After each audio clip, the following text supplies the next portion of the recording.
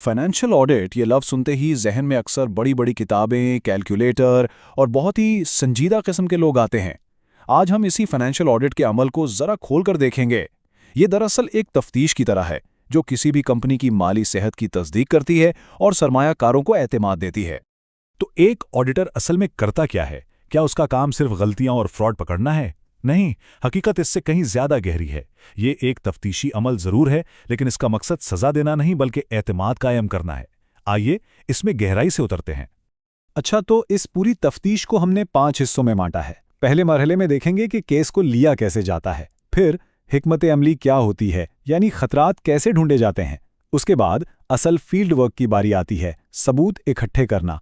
फिर आखिर में एक फैसला सुनाया जाता है जिसे हम ऑडिटर की राय कहते हैं। और आखिर में सबसे अहम बात कि इस पूरे ऑडिट की असल हकीकत क्या है। तो चलें शुरू करते हैं पहले हिस्से से, सेटअप यानी केस को हाथ में लेना। ये वो बिल्कुल इब्तिदाई और अहम कदम है जो असल तफ्तीश शुरू होने से भी पहले उठाए जाते हैं। इस सेटअप के मरहले में 3 बुनियादी चीजें होती हैं। सबसे पहले तो ये फैसला करना कि क्लाइंट को कबूल करना भी है या नहीं। फिर एक बाकायदा मुआहदा जिसे इंगेजमेंट लेटर कहते हैं। और तीसरा, जिस कंपनी का ऑडिट करना है उसे ठीक से समझना। देखें, कोई भी ऑडिटर किसी भी कंपनी का केस ऐसे ही नहीं उठा लेता। वो पहले कुछ चीज़ें चेक करता है। क्या कंपनी की मैनेजमेंट ईमानदार है? उनका माजी कैसा है? कोई फ्रॉड वगैरह का चक्कर तो नहीं? क्या ऑडिटर खुद आज़ाद रहकर काम कर सकता है? और ये भी कि क्या ऑडिटिंग फर्म के पास इस काम के लिए सही लोग और महारत मौजूद भी है या नहीं? और सबसे बढ़कर, क्या ये रिस्क लेने के काबिल है? अब सवाल ये है कि इतनी छानबीन क्यों? बात सीधी सी है। अगर क्लाइंट खुद मसाइल में घिरा हुआ होना तो ऑडिटर की अपनी साख दांव पर लग जाती है। ये सिर्फ एक काम नहीं है, ये उनकी अपनी प्रोफेशनल इज्जत का सवाल है। अच्छा, जब ये तय हो जाता है कि केस लेना है तो फिर आता है एंगेजमेंट लेटर। इसे समझें कि ये एक पक्का कानूनी मुआहदा है। इसमें सब कुछ साफ साफ लिखा होता है कि ऑडिट में क्या क्या देखा जाएगा, किसकी क्या जिम्मेदारी होगी, कितना वक्त लगेगा और फीस क्या होगी। ये क्लाइंट और ऑडिटर दोनों को कानूनी तौर पर महफूज रखता है। तो केस ले लिया, मुआहिदा भी हो गया।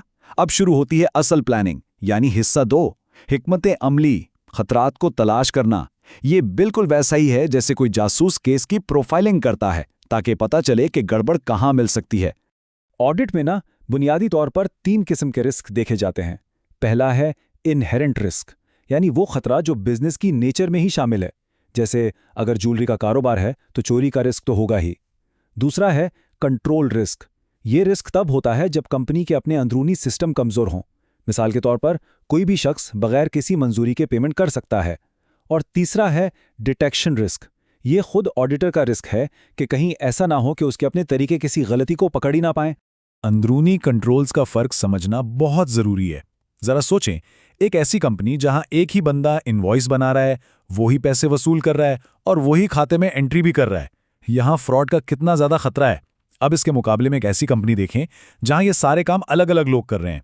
इनवॉइस कोई और बनाता है, कैश कोई और संभालता है और अकाउंटिंग कोई तीसरा बंदा करता है। यहां फ्रॉड करना बहुत मुश्किल हो जाता है। बस यही फर्क है कमजोर और मजबूत कंट्रोल्स का। चलें जी, प्लानिंग हो गई। अब वक्त है एक्शन का। हम आ गए हैं ऑडिट के सबसे अहम हिस्से में, हिस्सा 3, फील्ड वर्क, यानी सबूत इकट्ठे करना। अब असल में नंबर्स को चेक किया जाएगा। इस फील्ड वर्क में एक बहुत दिलचस्प तकनीक इस्तेमाल होती है जिसे कहते हैं वाउचिंग। ये एक तरह से सबूतों की जंजीर को पीछे की तरफ फॉलो करना है। ऑडिटर फाइनेंशियल स्टेटमेंट में लिखी एक सेल्स की रकम से शुरू करता है, फिर इसका इनवॉइस ढूंढता है, फिर इसका डिलीवरी नोट देखता है और आखिर में उस कस्टमर के परचेज ऑर्डर तक पहुंच जाता है। इससे यह पक्का हो जाता है कि यह सेल वाकई हुई थी, हवा में नहीं लिखी गई।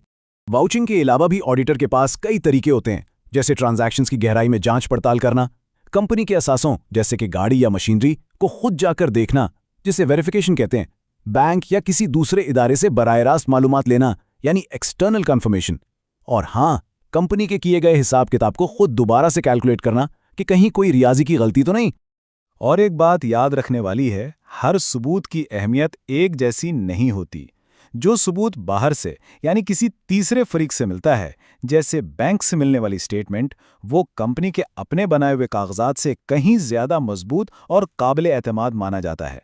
अच्छा जी, सारी तफ्तीश हो गई, सबूत इकट्ठे हो गए, अब वक्त आ गया है फैसले का। हिस्सा 4, द वर्डिक्ट यानी ऑडिटर की हतमी राय। यहाँ तमाम शवाहिद को तोलकर एक प्रोफेशनल नतीजा निकाला जाता है। आमतौर पर ऑडिट के 4 तरह के नतीजे निकल सकते हैं। सबसे अच्छा है अनमॉडिफाइड ओपिनियन, इसे क्लीन रिपोर्ट भी कहते हैं, मतलब सब ठीक है। फिर आता है क्वालिफाइड ओपिनियन, इसका मतलब है कि ज्यादातर तो सब ठीक है लेकिन एक आध जगह पर कोई मसला है। तीसरा है एडवर्स ओपिनियन, ये बहुत बुरा साइन है, इसका मतलब है कि फाइनेंशियल स्टेटमेंट्स बिल्कुल गलत हैं, उन पर भरोसा नहीं किया जा सकता। और चौथा है डिस्क्लेमर ऑफ ओपिनियन, यह तब दिया जाता है जब ऑडिटर को इतने सबूत ही ना मिले कि वो कोई राय कायम कर सके। और आखिर में एक फाइनल साइन की हुई ऑडिट रिपोर्ट तैयार होती है जो सीधा कंपनी के शेयर होल्डर्स को भेजी जाती है, और यहां आकर ये पूरा अमल बाज़ाब्ता तौर पर मुकम्मल हो जाता है। लेकिन ठहरें, कहानी यहाँ ख़त्म नहीं होती। अब आती है इस पूरे अमल की सबसे अहम बात, ऑडिट की असल हकीकत। और वो हकीकत सिर्फ इतनी सी है कि एक ऑडिट किसी भी चीज़ की 100% गारंटी नहीं होता। अब सवाल ये है कि ऐसा क्यों है? 100% गारंटी क्यों नहीं? इसकी कुछ वजूहात हैं। पहली तो ये कि ऑडिटर्स हर एक ट्रांजैक्शन को चेक नहीं करते, वो सिर्फ कुछ सैंपल चेक करते हैं। दूसरी वजह यह है कि फाइनेंशियल स्टेटमेंट्स में बहुत सी चीज़ें अंदाज़ों पर मबनी होती हैं। तीसरी, अगर कोई फ्रॉड बहुत ही चालाकी से छुपाया गया हो तो उसे पकड़ना मुश्किल हो सकता है। और आखिर में ऑडिटर के पास भी लामहदूद वक्त और पैसा नहीं होता, उसे एक महदूद दायरे में रहकर काम करना होता है। तो इस सारी बहस के बाद ये सोचने की बात है कि जब हम किसी कंपनी की ऑडिट रिपोर्ट देखते हैं तो क्या अब हम उसे एक मुख्तलिफ नज़र से नहीं देखेंगे? ये जानने के बाद कि ये एक मुकम्मल गारंटी नहीं बल्कि एक माहिराना राय है, किसी कंपनी की माली सेहत के बारे में हमारा नज़रिया कैसे बदल